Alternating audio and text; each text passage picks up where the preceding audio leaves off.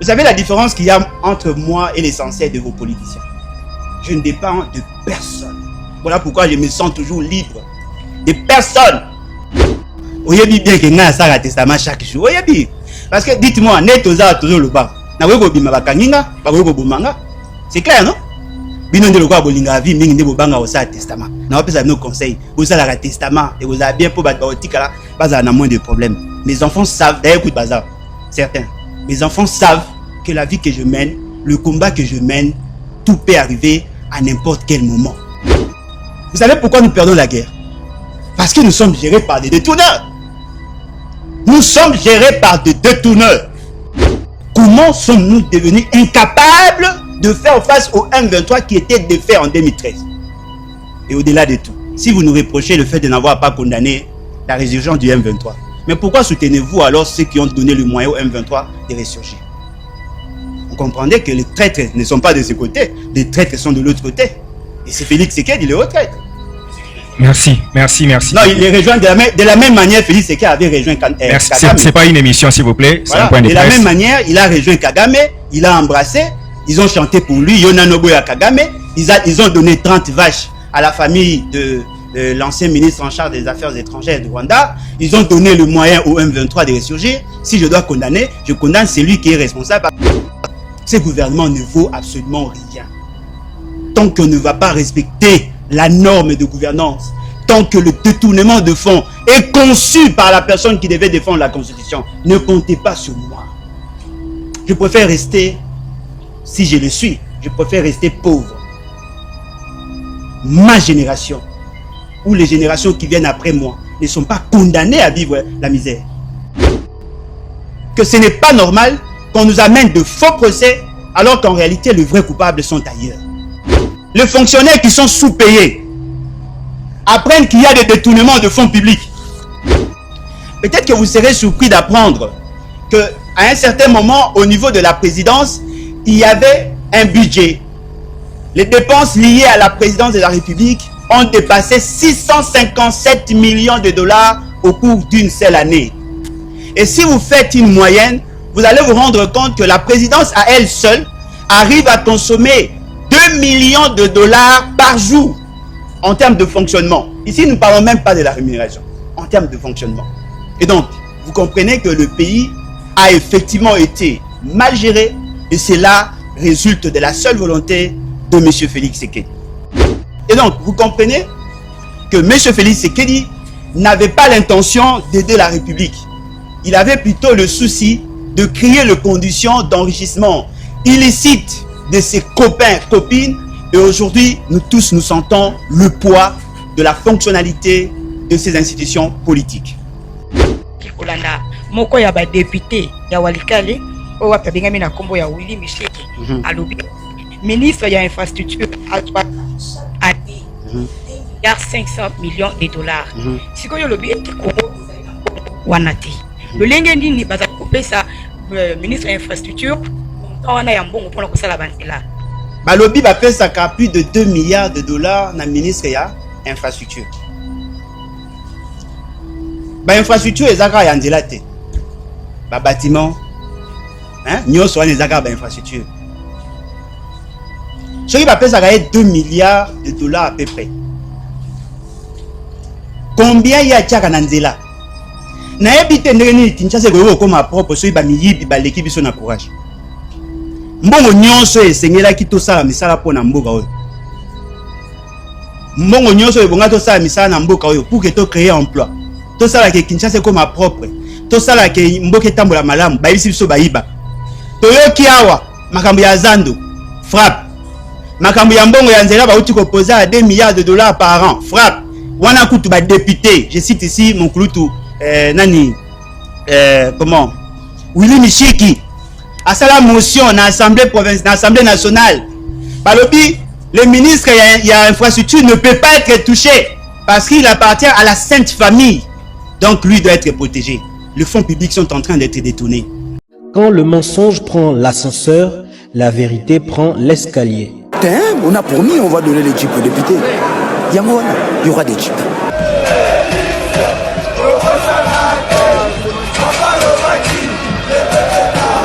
Notre Mobuto Kagame, Congolais, Kangae, peuple Telema, Banguna Bakoti, la Mukati kama mpima tali politiki, Songisaki Bomoto, dans le korondenge kwei na maboko Banguna toza la bomoko, mutu moko tiako pundela Congo, soki biso mokote, tona nyongwa mutu te noko, ezapona peuple, punda mwana mai, ezapona yona ye, ezapona ngai, ezapona Congo, ezapona Goma, ezapona Ruchuru kiwanja Bunagana. Bonjour à tout le monde. Je voudrais attirer votre attention sur la situation de notre pays que je considère être en danger. Très souvent, nous nous rendons compte que nos amis du pouvoir profitent de l'ignorance d'une catégorie de nos concitoyens pour justement donner une autre impression ou sinon une autre image d'eux, alors qu'en réalité, ce ne sont que de criminels. Aujourd'hui, je vais tenter de vous les démontrer sur base de leurs propres données. Nous allons insister sur les finances publiques. Nous allons parler de la volonté de M. Félix Tshisekedi à créer les conditions pour qu'il y ait malversation financière. Nous allons insister sur le fameux procès Bukangalonzo et éventuellement vous démontrer du caractère caporaliste de la procédure que nous condamnons par ailleurs. Mais à la fin, on va insister ou nous allons nous appuyer sur ce que M. Nicolas Kazada a dit et éventuellement on va survoler les vraies raisons qui ont fait que l'inspecteur général des finances soit éjecté au-delà des autres principes de gestion du personnel. Chers concitoyens, il vous souviendra qu'en 2021-2022, nous avons eu à organiser une série d'activités dans le même sens. Nous vous avons démontré que le fameux programme de 145 territoires était un mécanisme d'enrichissement illicite et de détournement de fonds publics. Nous vous avons dit que le programme de 100 jours était conçu justement pour enrichir ceux qui sont au pouvoir. Et nous revenons aujourd'hui pour faire l'état des lieux, et éventuellement faire l'évaluation. Parce que comme vous le savez, celui qui est devant vous est non seulement politique, mais c'est un économiste de formation. Et donc naturellement, mon approche sera plus technique. Je me permets de demander à mes services de vous distribuer un certain nombre de documents. Parmi ces documents, vous avez le programme de 100 jours. Vous aurez le fameux programme de 145 territoires, que je n'ai pas. J'en ai pas ici. Vous aurez le manuel de procédure et du circuit de la dépense publique. Vous aurez éventuellement la liste de structures que M. Félix Tshisekedi a eu à créer au niveau de la présidence de la République. Vous aurez enfin la fameuse ordonnance fixant les avantages liés aux membres de son cabinet. Et je crois que sur base de tous ces éléments, vous allez comprendre de quoi il s'agit en réalité. Premièrement, en date du 24 janvier 2019, M. Félix Tshisekedi a eu à prendre une série d'ordonnances. Parmi ces ordonnances, il y avait l'ordonnance portant nomination de son directeur de cabinet qui est le professeur Kamere. Il a nommé et quelques temps après, au mois de mars, ils ont eu à lancer le fameux programme de 100 jours. Dans ces programmes, on vous a présenté un tableau synoptique, un tableau synthèse, avec un coût global de 488 145 106 francs et 106 dollars. C'est-à-dire, en réalité, on vous l'a présenté justement parce que il savait très bien que ce n'était pas vrai. Il y avait d'autres éléments, il y avait d'autres projets qui n'apparaissaient pas dans le tableau synoptique, dans le tableau synthèse, alors qu'en réalité, le coût global dépassait 700 millions de dollars. Je ne voudrais pas vous rappeler ce qu'ils en ont fait, mais je voudrais juste vous donner des chiffres. Pour le route, il y avait deux niveaux. Il y avait l'office de route qui s'occupait de routes à intérêt national. L'OVD qui s'occupait de routes à intérêt provincial et de routes urbaines. Le total, ça faisait 240 438 329 $ américains. En rapport avec la santé, dans leur tableau synthèse, il y avait 46 160 304 $. Éducation, 36 75 073 et 79 $. Habitat, première phase, 57 660 000 $. Énergie, vous avez l'électricité, 19 997 394 $. Eau, 19 700 000 $. Il y avait une autre rubrique en matière d'emploi. Je ne sais pas comment il devait procéder, mais ce qui est vrai, il devait financer le projet des jeunes pour la création d'emplois. 1 800 000 $. Transport, 65 600 000. C'était justement pour moderniser le port de Kalemi et mener les voyers à lire ce qui était prévu. Et je crois que nos amis de Mwanda qui nous suivent vont comprendre qu'il y a beaucoup d'éléments qui doivent éclairer votre lanterne, parce que nous estimons que le pays ne peut pas être géré de la sorte. Je vous parle du projet de la construction d'un barrage électrique à base de gaz. Ça devait être construit au niveau de Mwanda avec un budget global de plus de 192 millions de $ de fonds disponibles. Et cela devait être financé par Perenco. Et en réalité, toute la zone devait être desservie en électricité. Fort malheureusement, ce projet n'a jamais vu le jour. Et à la suite, vous allez comprendre qu'il y a un élément essentiel qui lie le départ de celui que vous avez appelé l'IGF ou le contrôleur de la République. Donc, vous comprenez déjà, dans ce fameux programme, il y avait une volonté manifeste à détourner le fonds public. Et nous l'avons démontré. Mais vous savez qu'est-ce qu'on vous a fait? On vous a présenté comme s'il y avait un procès sur le programme 100 jours. Alors qu'en réalité, les éléments essentiels qui devaient définir la démarche de la justice n'ont pas été abordés. Et donc, vous comprenez qu'il y avait déjà une volonté manifeste dès le premier jour à détourner le fonds public. Vous prenez le deuxième élément, le document en rapport avec le fameux programme des 145 territoires. L'enveloppe globale était prévue, l'enveloppe globale était estimée à 1 660 millions de $. Juste pour la coordination, ils avaient droit à 210 millions de $. Et le reste, j'ai dit ici, 1 450 millions était destiné pour financer le projet de développement, entre guillemets, au niveau de nos territoires. Nous avons 145 territoires. Ils avaient prévu 10 millions de $ par territoire. Et donc, vous comprenez, 10 millions multipliés par 145, ça fait 1 450 millions. Ils avaient préconisé 3 agences pour la mise en œuvre. Il y avait le BCECO, il y avait le PNUD, et puis il y avait le CFF. Ce sont les 3 agences qui étaient retenues pour la mise en œuvre. Fort malheureusement, personne ne se soucie à faire l'évaluation. Mais moi, je peux vous démontrer ici, sur base de leurs propres données, que nous n'avons jamais atteint cet objectif.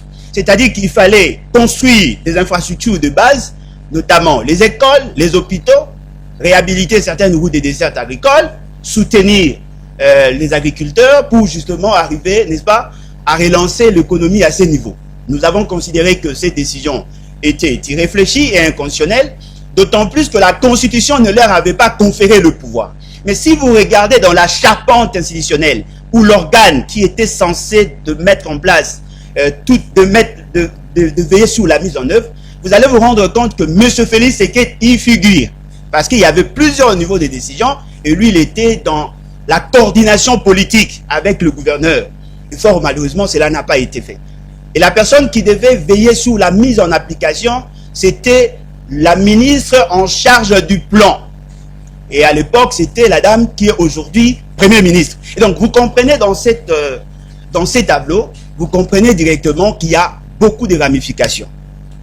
elle-même, elle avait dit que dans l'objectif, il devait construire plus de 2000 infrastructures de base.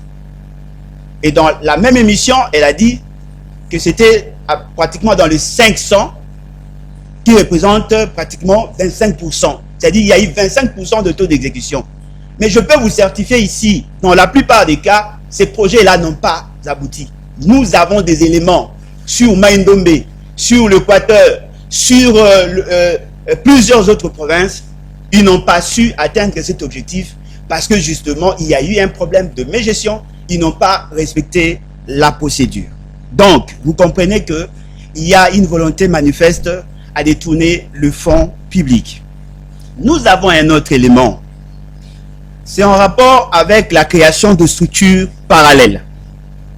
Je vais tenter de vous démontrer qu'à la présidence de la République, comme l'a dit M. Nicolas Kazadi, pour le paraphraser, M. Nicolas Kazadi a dit qu'ils auraient créé 53 structures et dans la plupart des cas, ces structures sont budgétivores. Je vous donne juste un cas. Depuis 1960 jusqu'à ce jour, nous n'avons jamais eu le bureau du conjoint du président de la République. Félix Tshisekedi a créé une structure appelée le bureau du conjoint du président de la République. C'est juste à titre d'exemple que je le cite. Dans ces bureaux, il y a 8 personnes. Et le chef de bureau a rang, en termes d'avantages, a rang du ministre. C'est-à-dire que tout ce que l'on donne à un ministre, c'est ce qu'il perçoit comme rémunération. Celui qui vient juste après lui, a rang de vice-ministre. Et celui qui vient après, a rang de directeur, de secrétaire général du gouvernement. C'est-à-dire, vous comprenez que dans les structures créées par M. Félix Tshisekedi, toutes ces structures qui sont au niveau de la présidence sont coordonnées par des personnes qui ont le même avantage que le ministre en fonction. Et si M. Nicolas Kazadi vous dit qu'ils auraient créé 53 structures, vous comprendrez directement que nous avons un gouvernement parallèle. Parce que au niveau national, nous avons 55 membres du gouvernement. Mais au niveau de la présidence de la République, entre guillemets, il y a des gens qui ont le même avantage que le ministre et qui ont, effectivement, et qui sont nombreux. Ça, c'est l'ordonnance de M. Félix Tshisekedi. Dans cette ordonnance, dans son tableau, on vous dit tableau actualisé des équivalences des rémunérations et autres avantages sociaux de membres du gouvernement central avec ceux de membres du cabinet du président de la République par référence à l'équivalence des grades. Cela veut dire, le directeur de cabinet de M. Félix Tshisekedi et le haut représentant et envoyé spécial en rang de vice-premier ministre. Le directeur de cabinet adjoint, il en a 4, en rang de ministre d'État. Le conseiller spécial, envoyé spécial, conseiller privé, chef de maison civile, chef de maison militaire, coordonnateur d'un service spécialisé créé au sein du cabinet du chef de l'État, le directeur du bureau du conjoint du chef de l'État, le médecin personnel du chef de l'État en rang de ministre.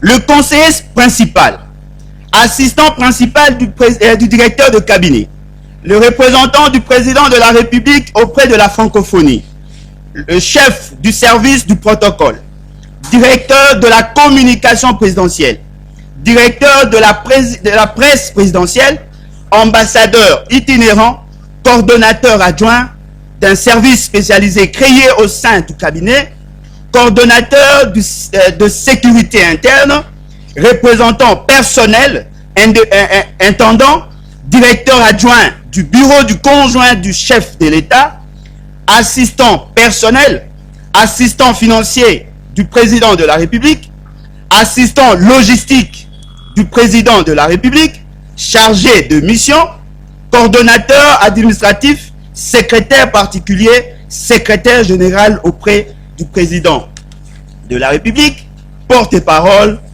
tous en rang de ministres délégués.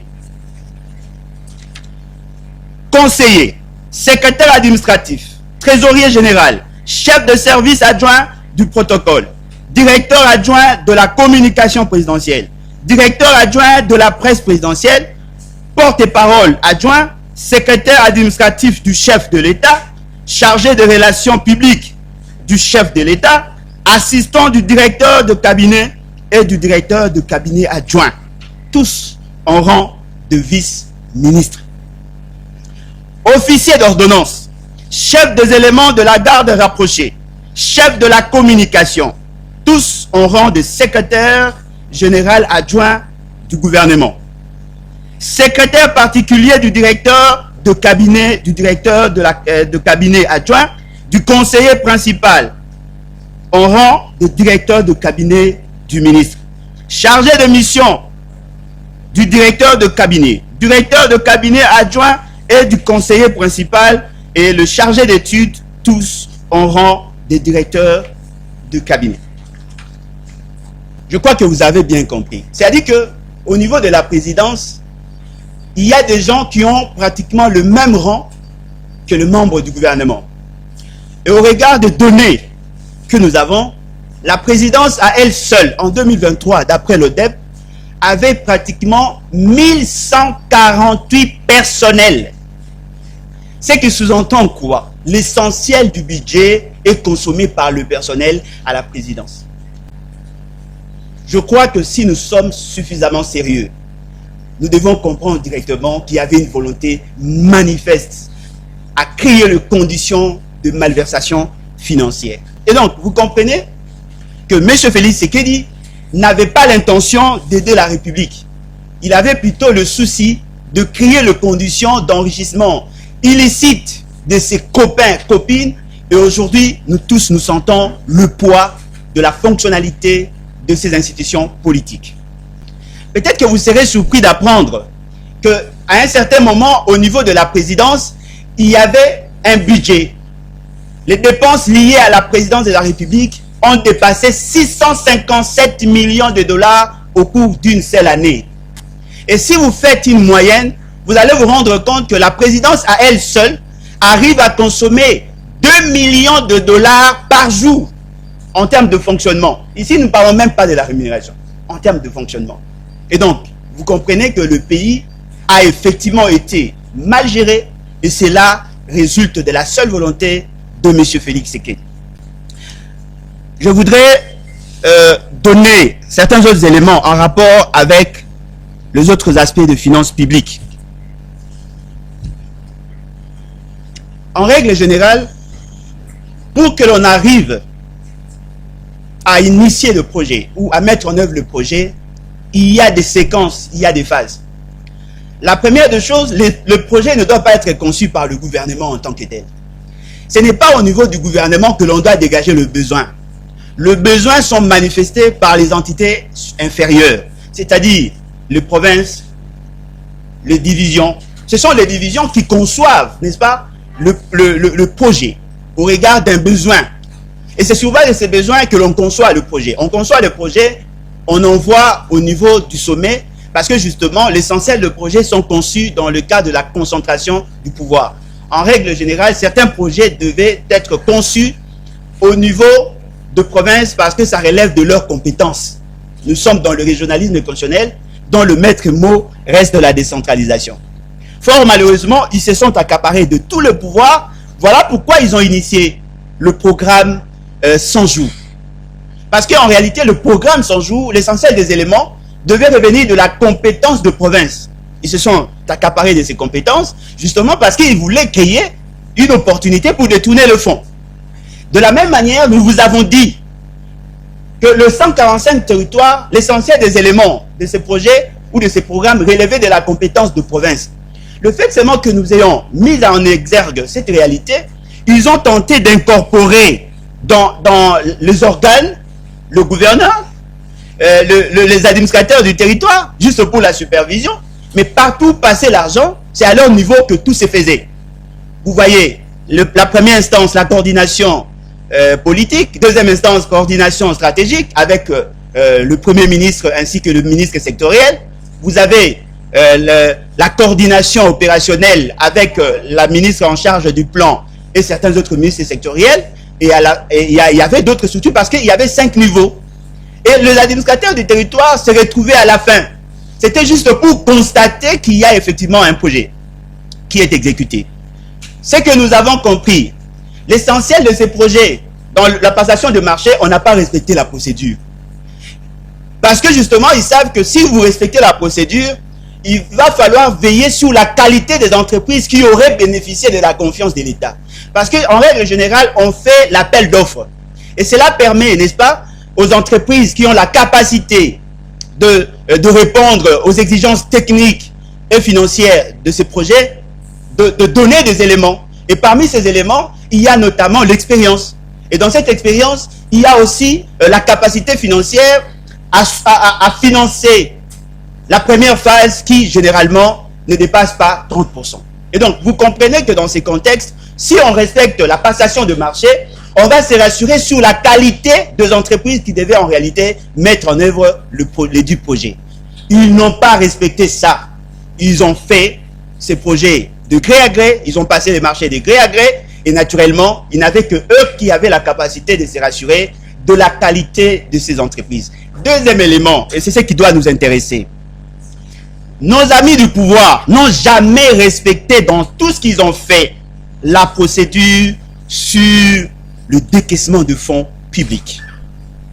Chers concitoyens, tous ceux qui ont des notions de finances publiques savent que dans la chaîne des dépenses, il y a 4 phases essentielles. La première des phases, c'est la phase d'engagement. C'est là où l'État se rassure d'avoir prévu ses dépenses. C'est-à-dire, le gouvernement doit se rassurer par ses services que le dit projet ou le projet concerné avait bénéficié d'une ligne de crédit. C'est-à-dire que l'État doit se rassurer que ce projet était prévu dans le budget. Et il y a tout un service au niveau du ministère du budget qui se rassure, qui rassure l'État de la conformité de la procédure. C'est-à-dire qu'on sait qu'il y a un projet, ça a été, ces projets émargent dans le budget, on sait pertinemment bien que l'État s'est engagé, et en ces moments-là, il donne son quitus pour que la procédure continue. S'il constate à son niveau qu'il n'y a pas de soubassement, il abandonne, il n'a pas besoin d'évoluer. Après avoir rassuré l'État de son engagement, on procède maintenant, on va maintenant au niveau de la liquidation. Dans la liquidation, il y a toute une démarche, justement pour voir comment l'État va-t-il payer. Et après, il y a ce qu'on appelle l'ordonnancement. L'ordonnancement s'effectue justement pour vérifier et le numéro de compte et le coût. C'est-à-dire que toutes les études qui ont été menées doivent être déposées au niveau de la direction de trésor et d'ordonnancement pour qu'on se rassure qu'effectivement l'État est en mesure de payer et cette entreprise respecte fidèlement les normes édictées par nos lois. Est-ce que la procédure a-t-elle été respectée? Est-ce que cette entreprise paye-t-elle les impôts? Est-ce que cette entreprise a effectivement la capacité de rembourser? Est-ce qu'il y a eu un projet du plan de décaissement pour que l'on sache qu'est-ce qui va se faire et comment évaluer? Lorsque le DTO finit son contrôle, il émet un document essentiel, le OPI, le ordre de paiement informatisé. C'est-à-dire que vous avez là toutes les procédures essentielles pour que l'État s'engage à décaisser le fonds public. Il envoie au niveau du directeur de cabinet du ministre en charge de finances. À ce niveau, il y a des études qui sont faites, il y a des contrôles qui sont effectués, justement pour se rassurer qu'effectivement l'État doit payer. C'est après qu'on envoie auprès du ministre qui va intimer l'ordre de payer. Mais lorsqu'on intime l'ordre de payer, l'information que l'on envoie au niveau de la Banque centrale, c'est fait à 2 niveaux. Premièrement, on envoie électroniquement les informations liées au projet au niveau d'une direction, au niveau de la Banque centrale. Il y a une direction qu'on appelle la direction des opérations. Et dans cette direction des opérations, on ne peut pas décrypter ou déchiffrer les informations sans avoir préalablement le code. Tout agent de la Banque centrale n'a pas accès à cette information. Seul le directeur des opérations qui en a la capacité parce qu'il dispose d'un code. On envoie une lettre au gouverneur pour donner la nature du décaissement. Et en règle générale, c'est comme ça que cela se fait. Mais fort malheureusement, dans la pratique, on se rend compte qu'ils ne respectent pas la chaîne des dépenses. ils ont tendance à court-circuiter certains ministres, surtout le ministre du budget, en faisant passer le document du ministère de Finances au gouverneur de la Banque centrale via le directeur des opérations sans que le ministre en charge du budget en soit informé. Et c'est à la fin qu'on lui demande de régulariser. Parce que toutes les dépenses qui s'effectuent doivent répondre à cette exigence-là. Le ministre du budget qui veille sur le respect du budget, parce que le budget est une composante essentielle de la loi de finances. C'est-à-dire que l'on doit veiller au respect strict de cette loi qui organise les dépenses publiques dans l'État. Le fait seulement qu'ils n'ont pas respecté la procédure, ils vont outrepasser leurs compétences, ou sinon, il y a dans la LOFIP, il y a une norme qui voudrait assez que l'on prenne des décisions exceptionnelles dans des cas exceptionnels. Voyez-vous, ce n'est pas interdit de décaisser l'argent sans respecter la chaîne des dépenses. Il faudrait procéder par la régularisation à la suite. Mais la loi prévoit les matières, le cas exceptionnel. Ce n'est pas pour tous les projets. En ces moments-là, on vide l'État de sa capacité à contrôler. Or, comme vous le savez, dans la gestion, de manière classique, la fonction qui permet aux gestionnaires de corriger les imperfections de gestion, c'est la fonction contrôle. Parce que si vous regardez dans le fonction managériale, en dehors de la planification, organisation, direction, il y a une quatrième fonction qui est la fonction contrôle. C'est grâce au contrôle qu'on amène les mesures de mitigation. C'est grâce au contrôle qu'on veille sur l'application stricte de ce qui est prévu. Alors, le fait seulement qu'ils ne veulent pas passer par le contrôle, ils créent des mécanismes exceptionnels en vous disant, par exemple, nous sommes en pleine avant campagne, on doit décaisser l'argent d'urgence pour plaire au chef. Et dans ce contexte-là, le gouverneur de la Banque centrale ne peut pas s'y opposer. Il vous souviendra, lors du congrès de 2019 de M. Félix Tshisekedi, je crois que c'était son premier congrès, face à l'Assemblée nationale et au Sénat, M. Félix Tshisekedi vous a dit qu'il avait l'intention de construire des logements pour les militaires. Et il y avait un ministre de l'époque, Sélé Alagouli, qui s'était constitué en obstacle. Justement parce que Sélé Alagouli voulait appliquer les détournements. Mais le fait seulement que l'ordre vient d'en haut et que nous sommes dans une gouvernance d'oralité, on n'a pas besoin de documents. L'essentiel pour eux, c'est d'avoir l'essentiel pour eux, c'est d'avoir le cutus de la personne que vous présentez généralement comme chef de l'État. Et c'est comme ça qu'on crée la désolation et les détournements. Alors, je voudrais à ce stade vous dire, si déjà en termes de rémunération, ils gagnent plus, en termes de traitement, parce qu'ils ont tous rang de ministre, et ainsi de suite, mais en même temps, ils ont le pouvoir de détourner le fonds public par des initiatives privées et qu'ils essaient de revêtir un caractère légal en socialisant leur démarche de détournement. Et au finish, vous allez vous rendre compte, il n'y a que le peuple qui en pâtit. Parce que c'est comme ça que vous trouvez l'essentiel de ceux qui sont au pouvoir ont une obésité financière. Ils ont beaucoup d'argent. Justement parce qu'ils créent des mécanismes hétérodoxes qui leur permettent de s'enrichir de manière insolente. Et à la fin, ils vous lancent dans ce genre dans ce genre de procès où on présente le faux criminel alors que le vrai criminel reste impuni. Je prends le cas du fameux programme 100 jours. On vous a présenté Caméré, n'est-ce pas, comme l'initiateur du projet. Je tiens à vous dire, le programme 100 jours, c'est le programme de M. Félix Tshisekedi.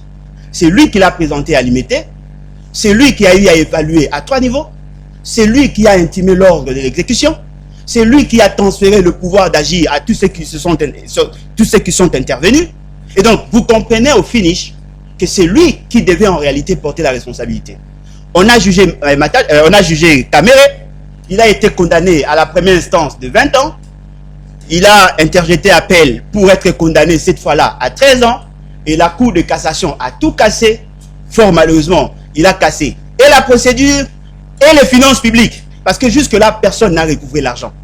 Donc, vous comprenez que ce sont des pratiques politiques qui permettent à ceux qui posent des actes répréhensibles contre l'État d'être protégés, pas cette fois-là par le politique, mais par les judiciaires. Ce sont les judiciaires qui protègent ceux qui sont détourneurs de fonds publics. Deuxième cas, vous prenez le cas de Matata Ponyo. Je crois que je vais insister là-dessus parce qu'il y a à boire et à manger. Monsieur Matata Ponyo et son gouvernement, légalement, ont initié un projet. Le fameux projet de Bukangalonzo, que j'ai critiqué par ailleurs. Dans ce projet, ils avaient effectivement l'intention de d'injecter 400 et quelques millions de dollars pour des projets dans le sens de la production agro-industrielle. Ils avaient trouvé un projet pilote à Kenge. Justement parce que Kenge est non loin de la zone économique spéciale au niveau de Maluku. Ils pensaient qu'en produisant, ils pouvaient gagner le marché international, mais aussi couvrir la demande en interne. Et pour Bukangalonzo, ils avaient prévu 286 millions de dollars. C'est ce qu'ils devaient décaisser comme fonds. Ils ont eu effectivement à décaisser les 286 millions de dollars. Mais Matata Ponyo et consorts sont jugés pour 89 millions. 89 millions. Ce n'est pas pour les 286 millions. 89 millions. Et ce qui est grave, sur les 89 millions, personne ne nous a démontré qu'effectivement, sur le plan technique, cet argent aurait été détourné. On va vous donner le fameux rapport de l'IGF. Dans ce rapport, l'IGF avait confié la mission à 3 personnes pour mener des enquêtes sur une super structure qui est le projet Bukangalonzo. Attention, le projet Bukangalonzo avait créé 3 entreprises. Et sur les 3 entreprises, la première entreprise s'occupait de la production, la deuxième entreprise s'occupait des intrants, la 4e entreprise s'occupait des équipements. Et tout était supervisé par Africom Commodity. Dans ce système de production qu'ils avaient mis en place, il y avait de comptabilité. Et les 3 personnes qui avaient reçu mission d'auditer ou d'enquêter par rapport à la gestion de finances publiques à ce niveau, ils se sont rendus compte qu'ils n'avaient pas accès à certaines informations essentielles. Ils l'ont dit dans leur propre rapport. Et ils ont déduit par la suite que l'argent serait détourné. Or, Africom Commodity, par Gobler, reconnaît avoir perçu l'argent. Reconnaît effectivement avoir perçu l'argent. Et dans l'argent perçu, ça correspond pratiquement au montant. Mais il y a un élément technique que la Cour constitutionnelle ne veut pas considérer. Ce sont le SWIFT. Parce que généralement, lorsqu'on effectue des opérations financières, et surtout par voie bancaire, il y a des frais bancaires à payer, n'est-ce pas? Dans ces frais bancaires, il n'y a pas que le frais que l'on paie à la banque. Mais il y a aussi un autre problème qui apparaît, la question de la parité. L'argent qui a été décaissé dans le cadre de ces projets était transféré à un compte bancaire en Afrique du Sud. Dans l'économie sud-africaine, on n'utilise pas le dollar comme chez nous. Les opérations se font en monnaie locale. Mais lorsqu'on fait les transferts d'un compte congolais vers le compte sud-africain, il y a de frais à payer. Non seulement le frais bancaire, mais il y a aussi le cas de parité, le cas de taux d'échange. Parce que nous n'appliquons pas le même taux. Et lorsqu'on fait ces transferts, il y a une quantité d'argent qui se perd dans ces opérations. Je prends un cas. L'essentiel d'entre vous ont le numéro M-Pesa. Vous avez des comptes M-Pesa en francs et en dollars, n'est-ce pas? Quelqu'un qui vous doit 20 dollars, qui voudrait effectuer une opération de paiement, il a l'argent en dollars. Mais il doit vous l'envoyer en francs congolais parce que vous ne voulez pas qu'on vous envoie en dollars, parce que vous avez ce qu'on appelle le rallonge. Vous devez à l'opérateur l'argent. Comment il doit procéder? Il doit vous transférer le 20 dollars, lui-même va constater qu'on va défalquer le frais de transfert. L'argent qu'il vous envoie sera au taux d'achat et au taux de vente de dollars. Vous allez percevoir 28 000 multiplié par 2. Mais quand vous allez faire sortir l'argent Pour payer cette fois-là, acheter les dollars, vous allez convertir à 2885. C'est-à-dire que dans ces opérations, il y a les frais à payer. Et je crois que tout le monde comprend ça. C'est ce qui s'est passé avec le fameux projet de Boukangalose. Et le procureur général près de la Cour constitutionnelle, ne cherchant pas à associer les techniciens pour démontrer le côté technique de la procédure, il va prendre une décision sur ce point-là sans nécessairement intégrer l'aspect technique. Deuxième élément, c'est par rapport à la responsabilité des uns et des autres. Je commence d'abord par la responsabilité de M. Matata. Au-delà du débat sur les immunités ou pas, M. Matata, en tant que Premier ministre, est en droit d'initier le projet Boukangalonzo parce que cela relève de la compétence de son département ou de son institution, le gouvernement. Cependant, il n'a pas respecté certaines procédures en termes de passation des marchés. Mais ce qui est vrai, dans la plupart des cas, il n'a pas aussi respecté la procédure en termes de décaissement de fonds. Parce que l'argent ne sortait pas en respectant la chaîne des dépenses. L'essentiel de financement qui ont été effectués se faisait en mode d'urgence. Et nous allons vous apporter des éléments. Justement parce qu'ils n'ont pas respecté ça, ils ont été rattrapés par la suite. Parce que la traçabilité n'a pas été effective du fait qu'ils n'ont pas tenu compte de ces éléments-là. Et la conséquence aujourd'hui, ils répondent devant la justice, bien que la procédure n'est pas jusque-là respectée. Deuxième élément, le gouverneur de la Banque centrale. C'est là où maintenant nous fustigeons le comportement du juge ou le comportement du procureur. Le gouverneur de la Banque centrale, en règle générale, n'intervient pas dans la chaîne des dépenses. Nous vous l'avons démontré et nous vous donnons le document qui insiste là-dessus. Le gouverneur de la Banque centrale, c'est lui qui gère l'institution Banque centrale. C'est lui qui gère l'hôtel de monnaie. Il n'intervient pas dans la chaîne des dépenses. Je vous ai dit ici, dans la chaîne des dépenses, il y a 4 phases. Dans la phase de paiement, l'ordre n'est pas donné au gouverneur. L'ordre est donné à l'institution. Mais dans l'institution, le gouverneur supervise le tout. Mais ce n'est pas lui qui s'occupe des opérations. Il y a un directeur chargé des opérations au niveau de la Banque centrale. C'est lui qui a le code pour déchiffrer, pour comprendre la quintessence du message du gouvernement. Et lorsque l'ordre est intimé, le gouverneur de la Banque centrale n'a pas droit de mettre en cause l'ordre du ministre. À cette époque, c'était Kitebi. Ce qui est surprenant, Kitebi a intimé l'ordre de décaissement. Je vais vous le démontrer sur le document. A intimé l'ordre de décaisser le fonds. C'est lui qui a intimé l'ordre. En donnant le numéro de compte, en donnant les libellés de compte, en donnant les essentiels d'informations sur le compte. Et ce qui est surprenant, lui n'est pas jugé. Mais on veut juger le gouverneur de la Banque centrale, qui du reste n'est pas dans la conception du projet, n'est pas dans la mise en œuvre du projet, il n'a pas participé dans le financement du projet, il n'est pas dans le contrôle des informations techniques du projet, mais lui sera condamné et les restes ne le seront pas.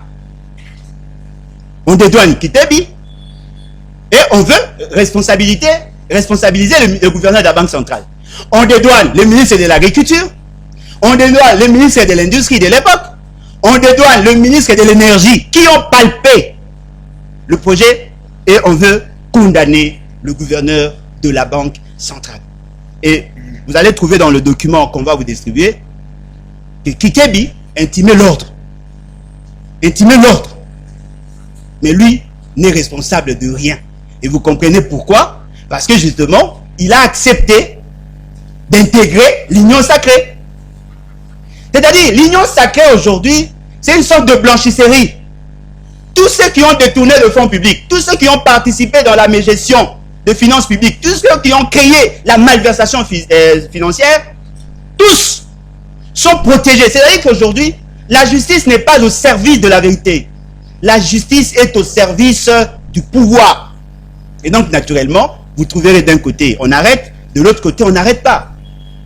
Et pour conclure, je voudrais insister sur les déclarations prophétiques et salvatrices de M. Nicolas Kazadi.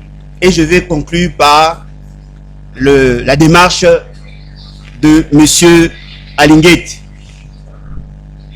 M. Nicolas Kazadi vous dit ceci, qu'en règle générale, lorsqu'ils initient des projets, ils ne visent pas l'amélioration des conditions de vie de la population. Mais ils visent par contre l'assouvissement ou leur souci de s'enrichir au détriment de la société. C'est-à-dire, ils initient des projets, ils décaissent de fonds publics, ils se distribuent ou se redistribuent l'argent public, et c'est après qu'ils réfléchissent sur le comment justifier les décaissements de fonds. Je ne sais pas si vous avez compris la gravité de ce qu'il a dit. C'est-à-dire qu'il vous dit, l'État congolais aujourd'hui est géré par des cannibalistes, est géré par des vampires, des vautours, des charognards, des gens qui viennent détourner le fonds public et par la suite justifier les décaissements de fonds. C'est par exemple le fameux programme de 145 territoires, nous l'avons cité. Ils vont décaisser 710 millions de dollars pour la première phase, et après, ils vont chercher maintenant à jeter quelques semences ici et là pour qu'on vous dise, voilà, on a construit. Et qu'est-ce qu'ils font? Ils vous présentent 145 bâtiments, des bâtiments administratifs. Ils vous présentent quelques écoles, même des écoles qui ont été construites à l'époque de Matata Pogno. Les écoles à parachever. Ce que je dis, vous le tirez dans le document qu'on va vous donner sur le programme de 100 jours. C'est-à-dire, c'est comme ça que ces gens se sont organisés. Et vous dit, non, on crée des structures. Il vous dit, non, on détourne l'argent pour justifier le décaissement de fonds. Il se distribue. Mais à chaque fois, quand on lui faisait pression, quand on lui demande, on lui pose la question, mais qu'est-ce que vous vous dites quand vous êtes au Conseil des ministres? Il vous dit, ce n'est pas facile. C'est-à-dire que quand ils prennent des décisions, si vous fustigez le détournement de fonds, tout le monde se ligue contre vous. Il n'a jamais dit que Félix Tshisekedi l'accompagnait dans ces démarches. Parce que justement, si on peut se le dire, Félix Tshisekedi n'est pas exempté de la responsabilité. En lisant les dispositions pertinentes de l'article 164 de la Constitution, vous allez vous rendre compte que le président de la République peut aussi être poursuivi pour la malversation financière. Et la conséquence, c'est quoi? C'est-à-dire que l'État qui n'a pas assez de moyens pour financer les opérations de la fonctionnalité des institutions, l'État qui n'a pas assez de moyens pour financer le programme de développement du pays, l'État qui n'a pas assez de moyens pour payer la rémunération des agents qui a un caractère alimentaire, les gens préfèrent détourner l'argent public, ayant comme conséquence la paupérisation des agents publics de l'État. Vous savez pourquoi nous perdons la guerre? Parce que nous sommes gérés par des détourneurs. Nous sommes gérés par des détourneurs.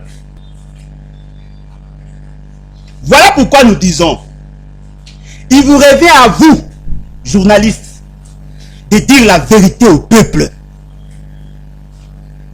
Parce que si vous-même, vous n'avez pas l'information, si vous ne savez pas orienter votre discours, votre démarche, vous encouragez les détourneurs.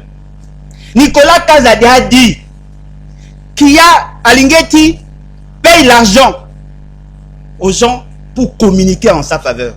C'est vrai que Alinguet n'est pas un saint. C'est vrai. C'est vrai que moi, je ne l'ai jamais apprécié. C'est vrai. Mais du moins, il fait quand même semblant. Il fait quand même semblant de contrôler. Il a été sanctionné. Alors, je vous donne juste certains éléments. Il y a un dossier, n'est-ce pas, avec Perenco, de plus de 192 millions de dollars. Il y a une enveloppe de 10 millions de dollars qui est donnée à la population riveraine. S'il vous plaît, chers journalistes, allez vérifier où en sommes-nous avec la gestion de ces fonds. Alinguet a initié une enquête dans ce sens-là. Cette enquête risque de ne pas être publiée. Il y a le dossier de Camille. Il y a le dossier de la caisse pour les agents publics de l'État. Vous savez qu'on a fait des achats, on a acheté des immeubles ici et là. Vous savez qu'il y a beaucoup de dossiers en termes de finances. Monsieur Alinguet a fait une interview où il a démontré qu'à Lualaba, il y a des gens qui ont détourné le fonds public. Près de 200 millions de dollars. Il y a autant de dossiers liés aux finances publiques qu'il a eu à fustiger. Mais, à la fin, qu'est-ce qu'il y a eu? il a été sanctionné pour avoir dénoncé. Ce qui est grave, Nicolas Kazadi a été cité dans le sale dossier. Il n'a jamais été inquiété. Mais le jour où il a pris le courage de dénoncer, qu'est-ce qu'on nous apprend, bien qu'il n'ait pas la certitude, qu'il serait arrêté. C'est-à-dire, dans ces pays, on arrête les dénonciateurs, on n'arrête pas les détourneurs. Ce n'est pas la société que nous voulons. Ce n'est pas cette société-là. Je suis désolé. Ce n'est pas cette société que nous devons soutenir. L'essentiel d'entre vous sont de ma génération. Nous avons été classés parmi les générations sacrifiées. Nous sommes au niveau de tribunal de grande instance pour avoir dénoncé. Mais qui a un dossier de détournement? Il n'y en a pas. Le tombeau est vide.